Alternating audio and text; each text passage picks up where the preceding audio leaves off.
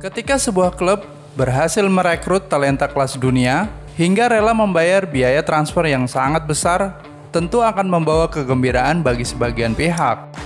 Karena mereka merasa akan mendapatkan pemain besar yang membawa dampak positif bagi kemajuan prestasi klub. Namun, solusi ini tidak selalu berhasil untuk menjadi klub yang terbaik.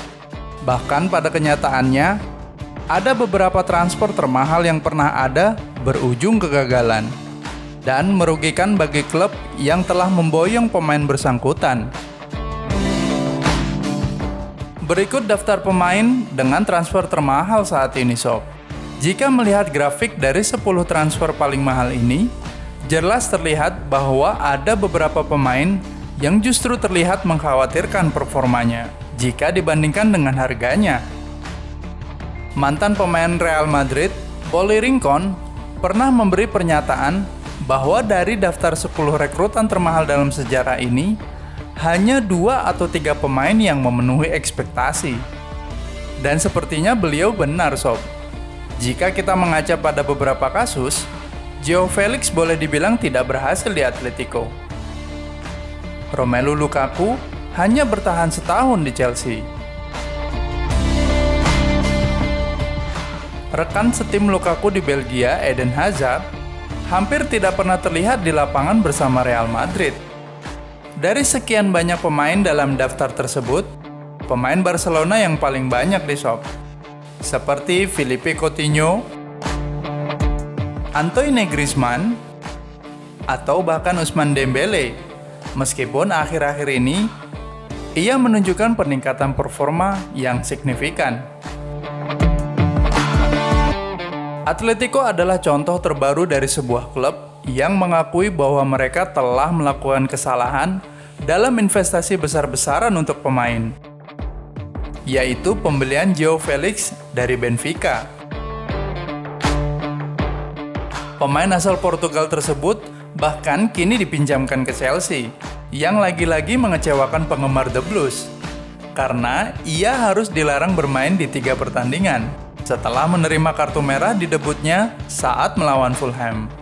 Mantan pelatih Deportivo La Coruña dan Real Betis, Victor Sánchez del Amo, pernah membahas kasus-kasus semacam ini secara umum, dan kasus Joao Felix pada khususnya.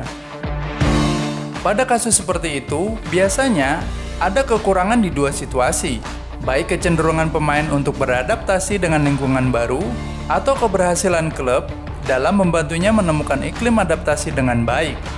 Kunci dari semua ini adalah hubungan antara pemain dengan pelatih.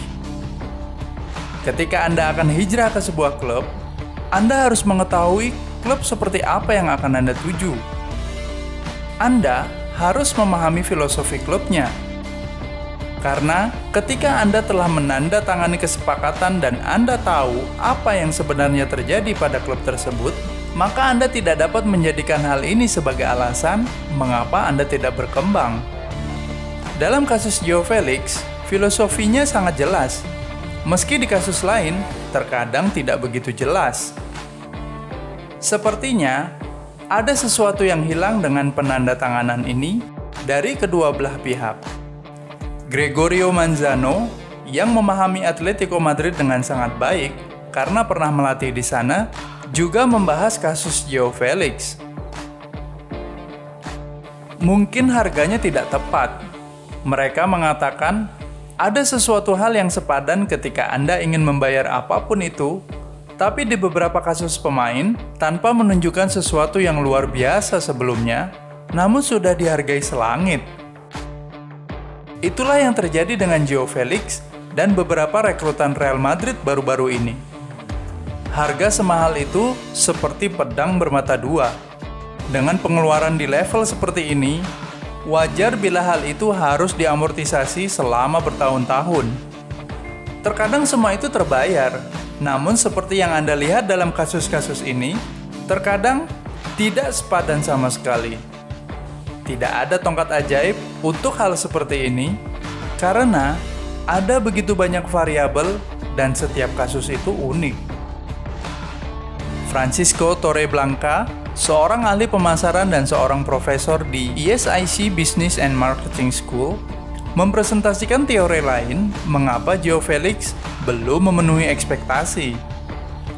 Ada teori dalam ekonomi yang disebut dengan money illusion atau ilusi uang, yaitu saat Anda merasa akan menjadi kaya karena Anda mencapai kemampuan atau status tertentu dalam waktu singkat.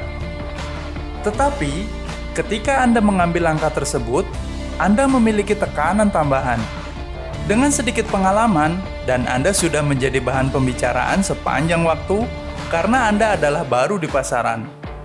Anda mungkin menonjol di sektor tertentu dengan variabel tertentu. Tetapi ketika Anda pindah ke sektor lain dan berpikir bahwa Anda juga akan menang, itu tidak akan berhasil karena ada variabel lain. Pertumbuhan eksplosif, seperti halnya Joao Felix di Benfica, bisa berbahaya. Meskipun mengesankan, namun dia hanya bermain sedikit. Bukan hanya klub yang akan menderita karena harus membayar biaya transfer yang berlebihan, tetapi juga para pemain bersangkutan yang harus berjuang lebih keras karena tekanan dari bandrol harga mereka. Meskipun para pemain ini tidak pernah memutuskan berapa harga mereka seharusnya. Berada dalam lingkungan di mana Anda merasa dicintai dan nyaman hampir sama pentingnya dengan beradaptasi dengan sistem permainan, kata Miguel Martin, CEO Sports Coach. Dan faktor lainnya adalah kesabaran untuk mengembangkan kualitas Anda. Karena semakin tinggi biaya transfer Anda, maka tingkat kesabarannya akan semakin sedikit. Menurut seseorang yang memahami bursa transfer dengan baik, yaitu Alvaro Torres dari U-First, menurutnya pengeluaran akan melambat. Pasar kini telah stabil. Kami tidak akan melihat transfer lebih banyak lagi yang dapat dimasukkan dalam daftar pemain termahal ini. Jika kami melihatnya, maka itu akan datang dari Premier League atau dari klub dengan pemilik baru yang sedang melakukan upaya ekstra. Mark Minchen dari Two Playbook membahas klub-klub besar Spanyol dan menyatakan bahwa pembangunan kembali stadion bisa jadi alasan untuk mengurangi pengeluaran mereka sementara waktu. Dia juga membahas pasar secara keseluruhan dan mengatakan bahwa financial fair play dari UEFA masih bisa menjadi kunci untuk mengendalikan ini semua. Ada isu kesepakatan bahwa pasar akan kembali stabil dan harga akan diatur ulang. Klub-klub besar tentu masih akan menemukan pemain superstar selanjutnya, tetapi cara untuk mendapatkannya mungkin berubah.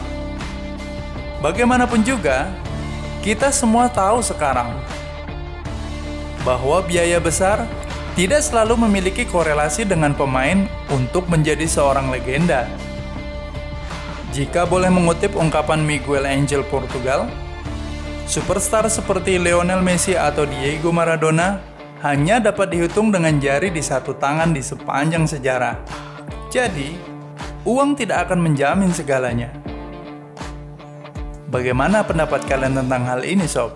Atau kalian punya pendapat lain mengapa hal ini bisa terjadi? Share pendapat kalian. Dan terima kasih sudah menonton.